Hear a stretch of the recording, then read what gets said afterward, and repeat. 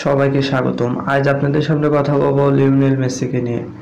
আজ inter Miami কলম্বাসের বিপক্ষে 1-5 গোলের ব্যবধানে জয়লাভ করে, যেখানে লিওনেল মেসি 2টি গোল এবং 2টি অ্যাসিস্ট করে। এ নিয়ে লিওনেল মেসি ইন্টার মিয়ামির হয়ে 38টি ম্যাচ খেলে, যেখানে লিওনেল মেসি 31টি গোল এবং 23টি অ্যাসিস্ট করে। এখন পর্যন্ত তিনি তার ক্যারিয়ারে বার্সেলোনা, পিএসজি, ইন্টার মিয়ামি এবং আর্জেন্টিনার হয়ে 1103টি ম্যাচ খেলেন, যেখানে তিনি 865টি গোল এবং 385টি অ্যাসিস্ট করেন। গোলের দিক বিবেচনায় তিনি এখন পর্যন্ত বিশ্বের 2য় স্থানে রয়েছেন।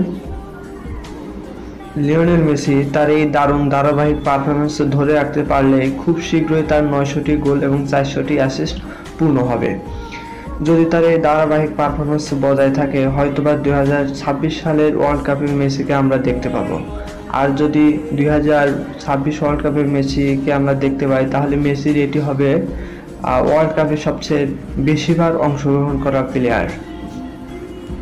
মেসির পরবর্তী ম্যাচ রয়েছে 6 তারিখ চিলির সাথে এবং 11 তারিখ কলম্বিয়ার সাথে, এবং 15 তারিখে ক্লাব বিশ্বকাপে ইন্টার মিয়ামির হয়ে তাকে আমরা ক্লাব বিশ্বকাপে খেলতে দেখতে পাবো। সবাইকে ধন্যবাদ। শুভকামনা রইল বিশ্বসেরা কিংবদন্তি লিওনেল মেসির প্রতি।